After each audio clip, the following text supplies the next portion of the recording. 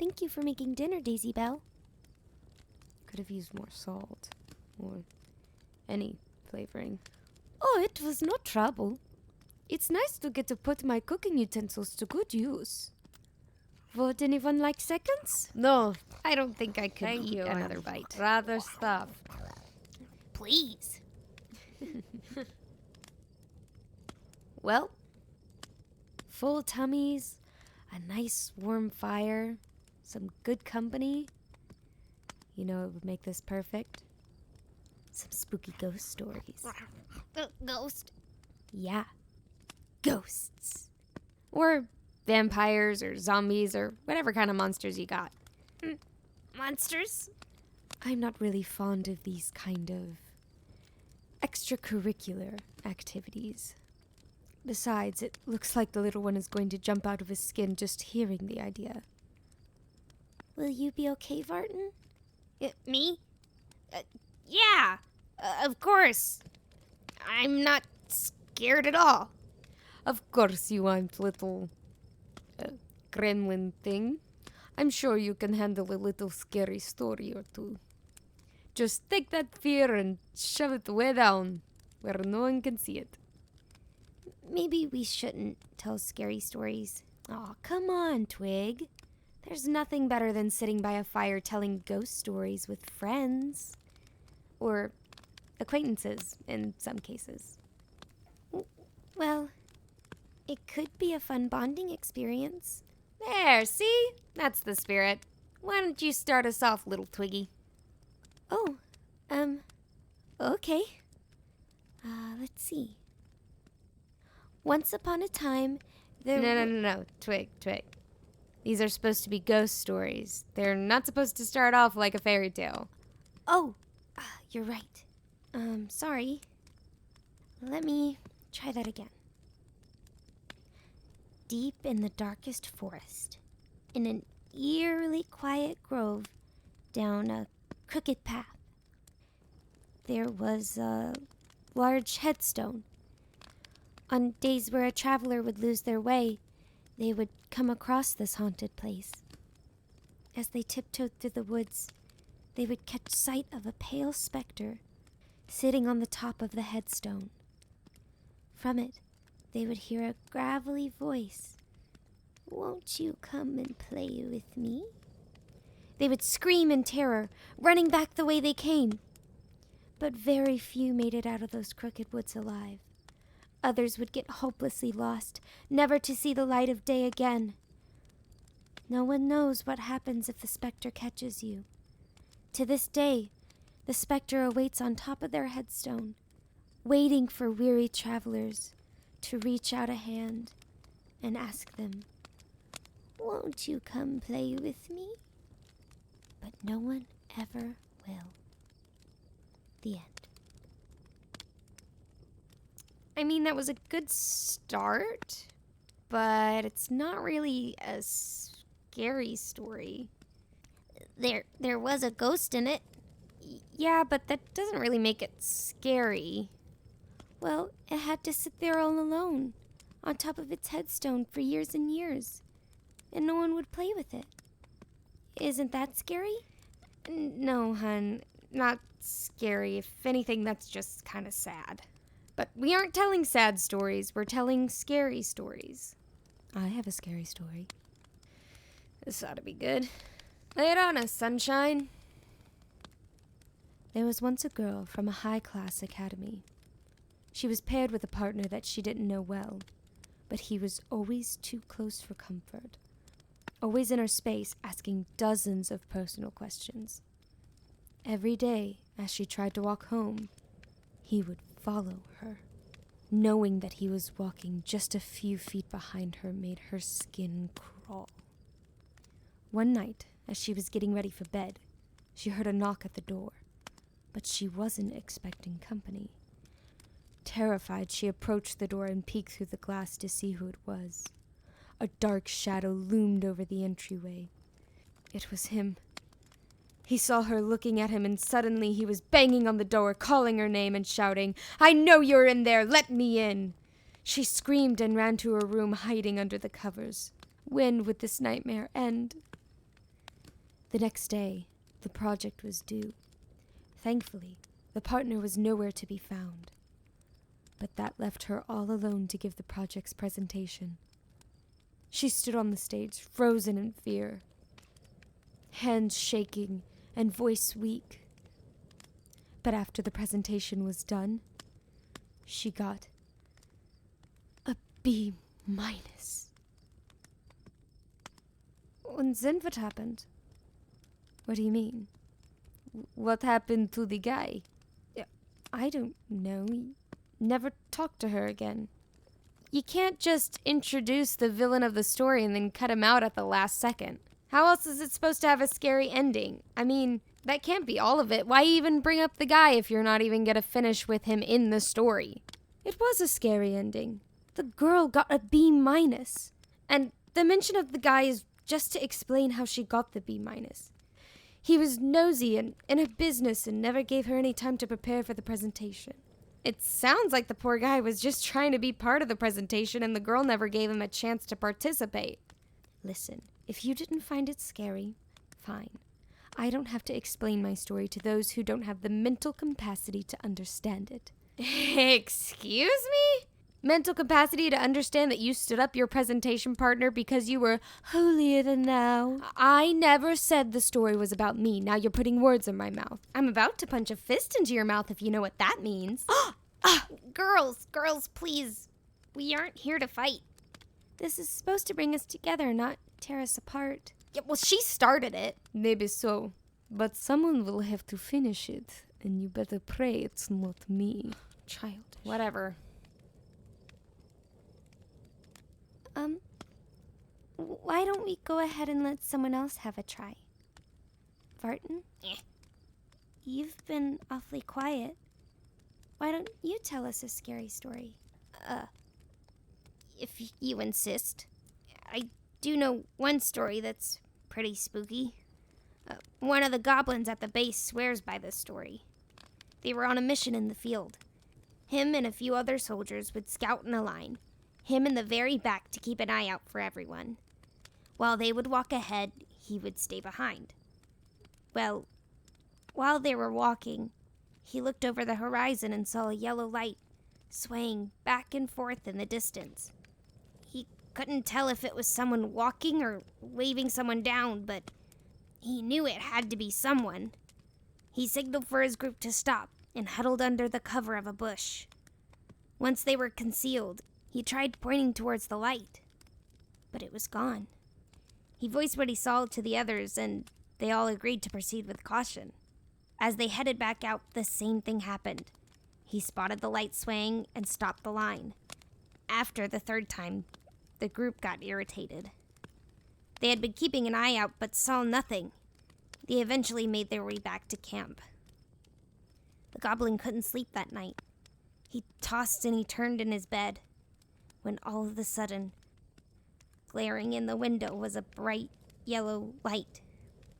He hid under the covers, afraid of what he might find. He didn't sleep a wink. The next night, while he was out by the fire, he saw the light again, still waving in the distance, but closer than before. He wanted to face his fears, so he decided to investigate. He tried getting others to go with him, but no one would believe him or volunteer to go. So he ventured into the night, alone. The light got closer and closer. When he finally got close enough to it, he saw a lantern hanging on a tree branch, swaying in the wind. A bright yellow light shining down from it.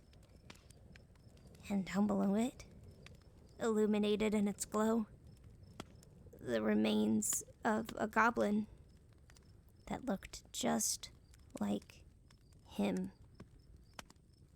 Now see, there you go. That is a scary story. I actually got chills. Look at my scales. They stood up and everything. It must have been him. There's no doubt about it. What must have been who? The light. The first swaying light. I know who it was. I know who must have killed that poor goblin before he even had the chance to scream for mercy. Who was it? there is a bandit. A slippery demon who is impossible to catch. He's a fiendish being who jumps from place to place with incredible speed, spreading his tyranny like wildfire, always one step ahead of you. And just when you think you have caught him, he appears somewhere else entirely, glowing in a way that could burn holes into your eyes, and dancing around like he's bested you. Some call him the Ghostly Flame. His most recognizable name? The Jumping Devil. I know him personally as Jeremy. Who? Jeremy? Don't be fooled. He's cost me many missions, causing me to lose focus on the task at hand and chase him down just to get a chance of catching him. To this day, I keep an eye to the ground, searching in the shadows, for you never know when he might attack. He is as silent as night and bright as day. I've never been able to catch him. But once I do, I will take pleasure in ripping him limb from limb. I have a hypothesis of what she's talking about, but am I just stereotyping her because she's a cat? Okay then. What about you, Daisy Bell? You got any tales of creeps and spookums? Ooh, yeah. I've been rehearsing it in my head over and over so that I would be prepared for my turn. Oh, really? I like the commitment. Well, then don't keep us waiting. Okay. High on a hilltop, in a small remote village, lived a genius professor who could create many beautiful things. His best creation was a living doll, filled with the soul of his daughter. The doll did everything it was supposed to. It could dance, sing, do chores, and it seemed identical to a living, breathing being. It could eat, cry, laugh. It had real feelings for others. There was only one thing it could not do. It couldn't act like the professor's daughter. Even though the soul was trapped inside, everything the doll did was not the way the professor's daughter would do it, which only reminded him of how lonely he was. So late one night, as the doll was sleeping soundly in its bed, she was ripped from the comforter and dragged down the stairs. Down, down, down, down, down into the workshop. He strapped it down to the creation table, and the doll cried out, asking what they did wrong. It apologized and begged to be spared, but the professor grabbed it by the head and tore it clean off the body and exclaimed, "You are not her!" He tossed the head to the side, and the doll could only watch as its body was disassembled. First he tore off the arms, and then the legs, and the chest was ripped open as he pulled out the stuffing to get to the heart. He then scooped up everything that remained and threw it into the furnace. The doll felt tears sting its eyes as she watched the body burn to ash. Some say the daughter's soul was released that day. Others say it still haunts the house, awaiting for the day the father can build her again. But who knows? It's just a silly story. Well, I think that's enough for one night. Hang on a sec. You still haven't told us your story. Really? You want another scary story? Vartan, you've turned your cape into a turtleneck. Oh, come now, Phoebe. You must tell us. After all, this spooky story thing was your idea anyways. It is only fair that you get a turn. Yes, I'm ready. Scare this spots right off me. I didn't really know any. I just wanted to see what you guys knew, that's all. Oh, come on. I don't come on, give it think a you try. You don't have to tell one if you don't want to. Please. Ugh. All right. Geez, no need to beg. I'll give it my best shot. Okay, there's these two lovers, right? One, a genius schemer with the balls of a person that has nothing to lose. The other, A glass cannon with everything to prove.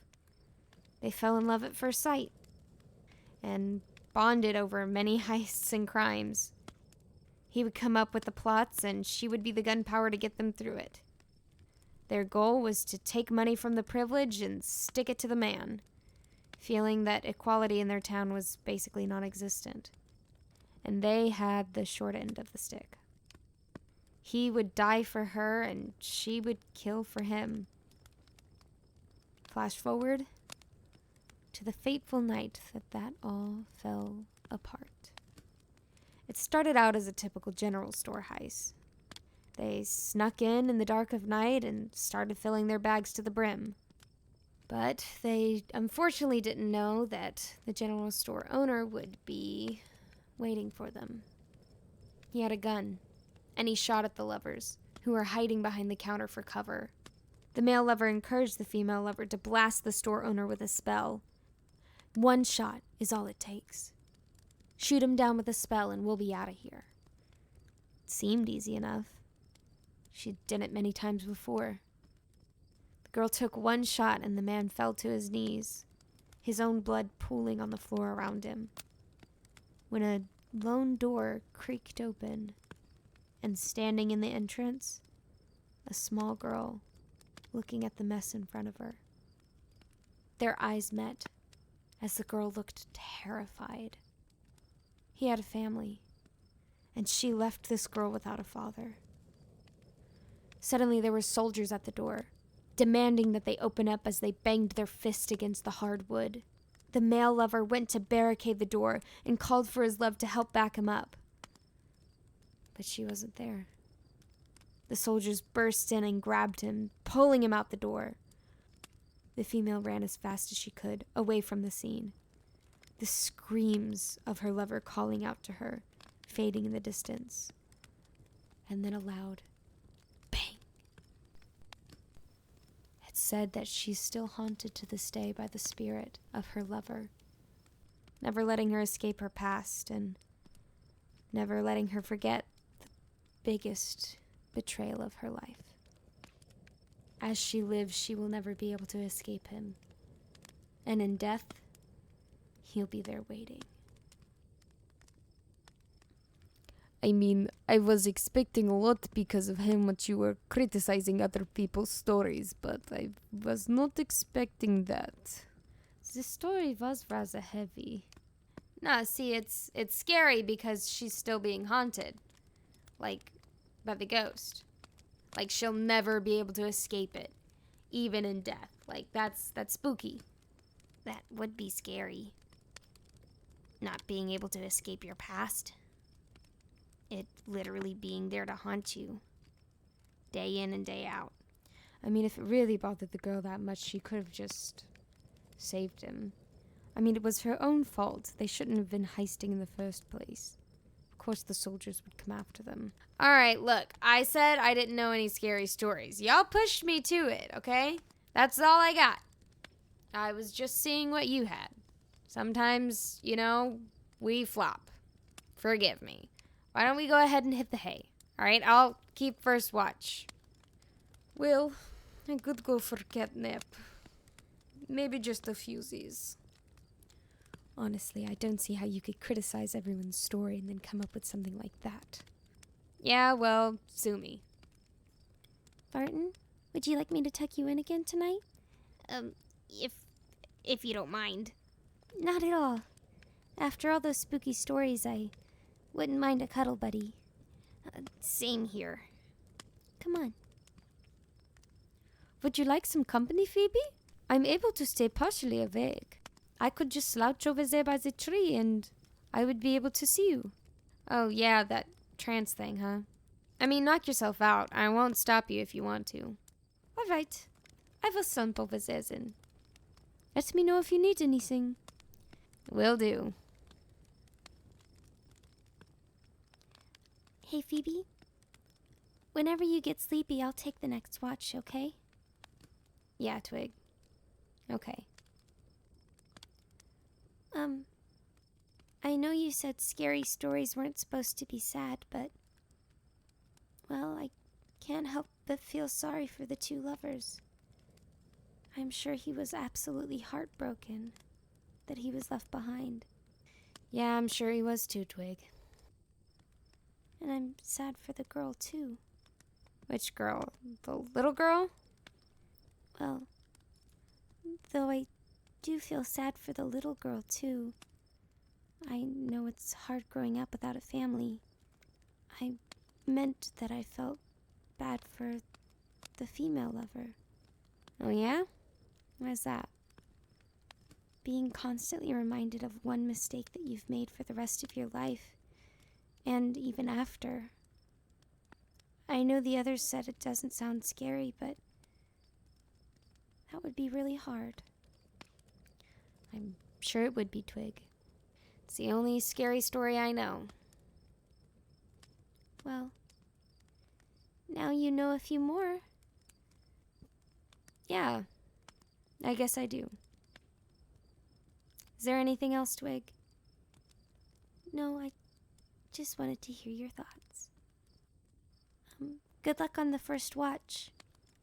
I hope that we don't come across any trouble. Me too, Twig. Good night. Good night.